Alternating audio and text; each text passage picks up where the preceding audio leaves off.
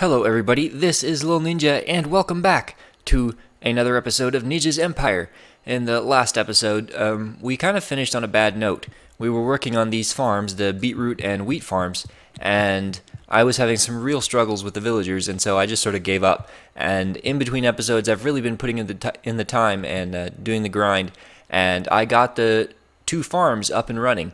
And if we just jump down here, we can see that they both have the minecart unloading system. They're actually stopped because they've been running for a little bit, and they have something in the hopper. So if we just empty this hopper, you'll see the minecart goes off again. Anyway, and so this one is also full up with beetroots. And now we have to make a storage system. The beetroots I'm just going to store here because honestly, I'm probably never ever going to use beetroots. I mean, they're pretty worthless. So the double chest is probably all I'll ever need. I'll just keep them up here, but the wheat I need to take over to the barn, and that was the entire point of building these two farms, was to have the wheat for the cow breeder. But if we just go up here, there's a little bit left to do yet. I've got to put another layer on here and then do the half slab ceiling above this guy, and then we have to make something that will house this, and they'll actually fit. The unloading systems will fit inside the building if we make it square. Just bring these corners out to a point. And so I'm going to make all four corners square and take them up a little bit further, and then we can build a roof up on top of here to keep this guy from getting hit by lightning, and that will be this entire building completely done.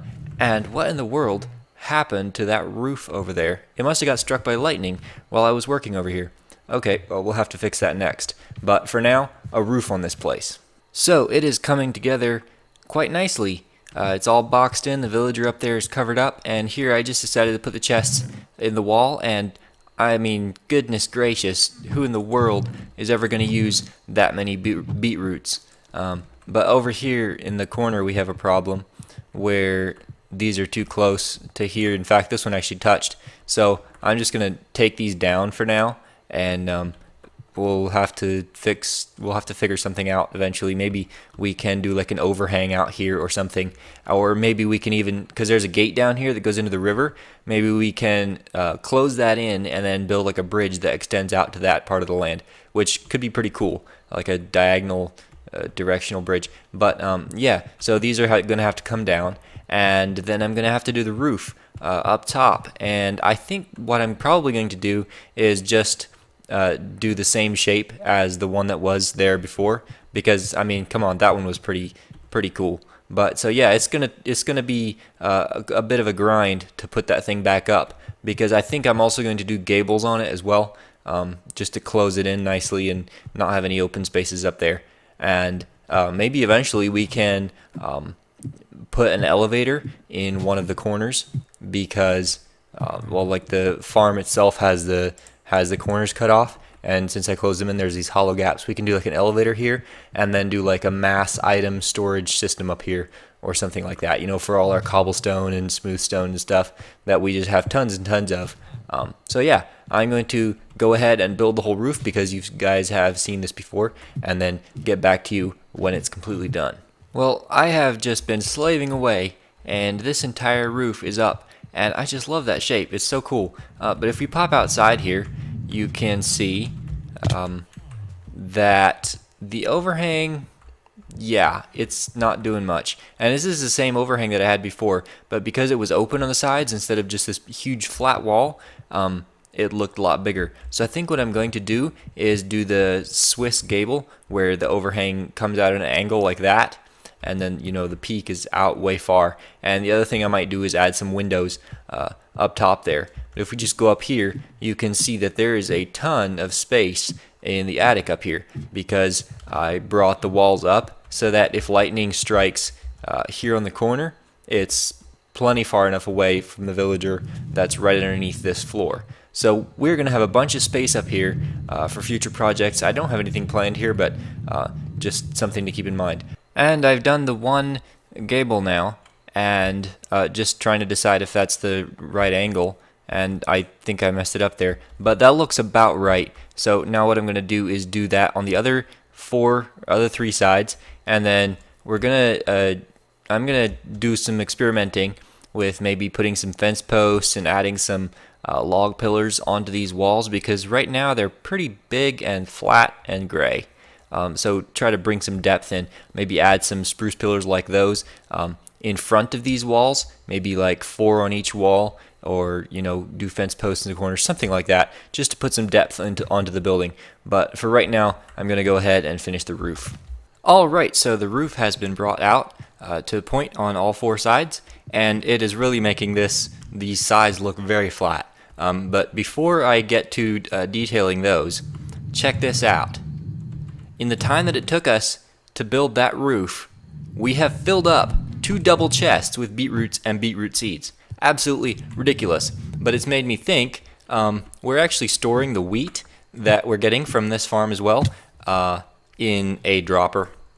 So yeah, that thing's been idle quite a while, and I'm sure there's been stuff despawning in there. So before I detail the farm up above, I'm going to bring this on down through and make an ice path, and I've already dug out the tunnel. It goes all the way over to the cow farm, and so I'm going to bring it down and put a auto firing dispenser down here and send it off over to the cow farm so that we can have it stored right over there so that it's handy for breeding.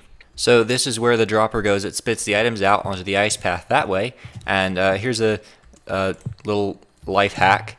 If you're doing a chain of hoppers straight down, you can do every other one a dropper, and it slows your items down a little bit, but obviously it's a lot cheaper.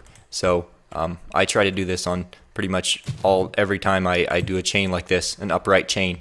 Let's see if we can get this thing to face up. Nope. Okay, so one of these will have to be a double hopper anyway because of the spacing, which is fine. Right, so now items should be flowing down into this dropper down here, which they are. Perfect. And now we have to hook up the little thing with the comparator and the repeater, and you guys have all seen it, so I'll just go ahead and do it. And we've got to lay this bottom in here all the way over to the cow farm with ice. And the items will come along this path all the way over to here to the cow farm, and they should go in this hopper. And I've set up the dropper tower, and the items should end up in this chest if we just throw some in there. So perfect. Yeah, this system stuff gets stuck in the dropper chain, which is fine because we're going to be having absolute tons of wheat come through here, so it'll always be moving up and pushing itself along. So that won't be a problem at all. Now we have to actually lay down the ice, which I keep saying. Now I'm actually going to do it because that's the last thing to do for this item transportation system. Okay, and now the ice is all in place, and so basically the way this works is we just put water here and it flows along, and we'll cover this up so that the items don't go flying up. I guess they can't get caught on the sides anyway. But anyway, they'll come shooting along here, and then we just put a half slab right there, and they go underneath it. And then we put more water on here, and it keeps going, and you get the idea. And that is the water stream entirely done. Comes right over here to this hopper, and now we can just close this all up. And that is actually the completion of the wheat farm. It brings the wheat right over here, and it's kind of funny, the chain of events. So we built the house over there, right? And we wanted to put the map on the wall, which we needed leather for, so we decided to build a cow farm. So we built this entire barn, and had the cow farm and the chicken farm, which, by the way, is working slowly, but it's working. And so then we needed wheat for the cows, right? So we go to build the wheat farm. We discover we don't have near enough rails, so we go to build the gold farm in the nether. We build the gold farm, then we build the wheat farm, and now we're working on the cows, and eventually we're going to get that map done over there. But as you can see, if you breed them, max entity cramming kicks in, and basically there's so many entities in that hole that they suffocate and die, and you get beef and leather right here, which is awesome. And then you just smelt it up here, which I've been doing. So yeah, now we can live on beef and chicken instead of carrots. Carrots suck.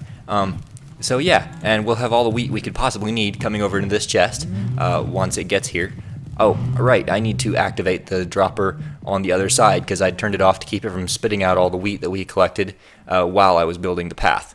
So once I activate that, the wheat should go shooting over and end up in those chests over there. And yeah, that should be the transfer system completely done. And now we can start work on putting some depth into these walls because, I mean, the roof looks great, but the walls, yeah, the walls definitely need some milk. And with that piece of redstone right there, items should start kick out into the water stream, and they are not. Does this need to... Oh, there we go. Now, we're picking them up. Oh well, seeds can despawn. So yeah, we should see wheat flying along there. Yep, there it goes. And with the wheat farm done and successfully being fed into chests over in the barn, we can start work on decorating this place. And I'm thinking something like this, but now I'm thinking that if we put posts in here as well, it's going to have to be flush with the wall. It's going to look odd. So maybe if we bring this out to, let's see, a corner like this, and then we have the wood here. Yes, with the fence post, we could do a post here as well. You know what? This balcony is too small, and these towers are too small as well. They are just completely dwarfed by this thing. What I'm going to do, I'm going to close off the entrance down there, close it off completely, close off all that space in there, and make that into sort of a basement crawl space type of deal. I'm going to put a staircase that comes up this wall and take the path over to it. I'm going to take down these towers. I'm going to extend this balcony out, and I'm going to have supports underneath it. So it's sort of like an overhang up here, and then I'll have some room to do all this stuff, decorating. And so yeah, we can do like this, and then we can come along here, put another one in, and do sort of similar like that. Yes, that looks good. And I've just brought this pillar up to the roof and ran into a problem. This fence post is not actually under the roof, but I think if we just do this, let's see, just like so, it wouldn't look too bad. I should get a look from a little further away though. I'm not very good at building on camera. Well, I can't really tell from up here. Yeah, it looks alright. Oh dear, all the foliage. It looks alright. It's not, it doesn't quite line up with the rest of the roof. I might actually have to put another line of stairs along the edge of the roof, just going the whole way around, to bring it out from the building a little bit more so that we can fit that in. I think I'll do that, but it shouldn't take too long, and then we can get on with the rest of the pillars. So I've done this pillar and extended the roof on either side of it, and it actually worked out really well, because if you look over here, you can see that because we went up to out one, up to out one, it didn't quite work out at the peak, and so there's two spaces where there's just one block. However, with extending it one, we actually made that into a straight line, and I think it looks a little better. So as you can sight up there, you can see it straight. So yeah, now we just have to duplicate this on the four corners, and I'm thinking that this is awfully tall and straight. We may want to do something that wraps around the building at about this height to break up the upright lines. I mean, that's a long upright line there. So if we could break that up, I think it would look a little better. So yeah, we'll do the four corners and then see what it looks like. Alright, so I have finished the corners, the four corners, and the roof, and I removed the posts at the four corners, the little pillars going up. And it actually changes the way you look at the building. So before, it looked to me anyway kind of like a building that was built on top of a platform, and now it looks more like a building that just gets wider as it goes down. So instead of making this balcony area wider, I think what I might do is keep it at that level, and then just make the corners go on down through, and so that the entire thing is like a building from the ground up rather than there being a building on top of a platform. And then we can get rid of the round things over there, just make that into a sharp corner like the top part is. And rather than doing the upright poles there, I think what I'm going to do is actually a second platform, just smaller. So this one comes out 2 blocks, and then it's got the upside down stone brick stair with the fence on top of it. And if I just go halfway up, like so halfway between here and that corner there, like so in there, and then just put a single row of upside down stairs with fences on top, I think that will do well to break up the texture. Maybe eventually, if we make use of the attic, we can put like stained glass windows or something in the gables, but for now I'm just going to do that. So it'll have a line going across there to break up that big flat wall, and then the corners will also sort of continue, rather than stopping on the platform, it will continue down into the ground, but of course wider. And now you can kind of see what I mean. So like, the building comes all the way down to the ground, and then we'll just have like a walkway here with stairs going up the side of this wall. And it looks great from a distance, but here there's a bit of a problem. That doesn't look very good at all. I think what I might do is move this stone brick, so have the balcony be one brick wider and just have a double layer of here, let's see if we can do this. So like basically like this. Pillar up here. Okay. So have stairs here and there, and then have the fence on top of this one, and then over there obviously the post would run up into this stair, sort of like, let's see, like this. So then you have a stair here. Yeah, that looks much better. Right, so I'm going to move this platform out, and then it'll cover up those posts at the corners, and then we can build the stairs because we kind of blocked off our entrance to get up in that ladder anyway. And that place is deadly. That gate is wide open over there. I really need to just close it off, and we've had creepers and all kinds of stuff wandering in here, so I got to close this thing off. But then, yeah, so we can build the stairs and move that platform or the balcony out by one block around the two sides over there, and then we can do the balcony that's halfway up the building as well. So I have widened the balcony, and yes, it definitely looks much better that way. And this is really starting to come together. The stairs is now in, and I'll fill this in a bit. But for now, I want to come up here and show you something. Here, I just wrapped it around here rather than taking the fences down that way. One, so that we can have a wider path here, because eventually I want to build a bridge from this section down to that hill. But, you know, not in this episode, later. And for the other reason was because to get to these chests, which, by the way, are completely full and the minecart has stopped running. So now what we do is go up. It's 16 blocks, so let's see, it's 16 blocks to the eave there, so we go 4, 5, 6, 7, 8 here, and do this. Let's see, bam, and then it gets stairs like this, going all the way around with fence post on top. And this should be changed as well to dark oak. Yes, that looks good. Right, so basically that little ledge there just goes the whole way around the building, and it helps to break it up a lot, not make it look quite so tall and flat. Yeah, so I've got to put the rest of that in yet, just like this. So yeah, it's done, but it doesn't quite stand out. It doesn't have the same effect as I thought it would, and I think it's because that line is just too thin this way. So maybe if I do like dark oak slabs on top of the fences, or even stairs, it'll make that contrasting line a little thicker and make it pop out more and make it look a little better. So yeah, I'm going to try that. And also I need to do the stairs. So I'm thinking something along these lines. Let's see here. Something like that to give it depth, or like thickness this way, structural integrity, and then maybe something like this. It doesn't have to be a high railing, just something that looks half decent. Yeah, that looks pretty good. And then maybe like dark oak down here. Yeah, that looks good. Right, so I'm going to put this on the rest of the stairs, and then I'm going to go up there and try putting the slabs up and see how that looks. So I tried the slabs and the stairs, and this is actually high enough up that you can't see that part of the stair anyway. So what I'm going to do is use slabs, and then here at the end use the stair like that, so that there's not a gap between the bottom of the fence post and the slab. Yeah, so I got to put this all the way around. And it is finished, and it looks so much better. There's more contrast there, and it really draws your eye to it. It just looks a million times better than just the fence by itself. So the stairs are finished. The stairway is finished. The stairs are finished.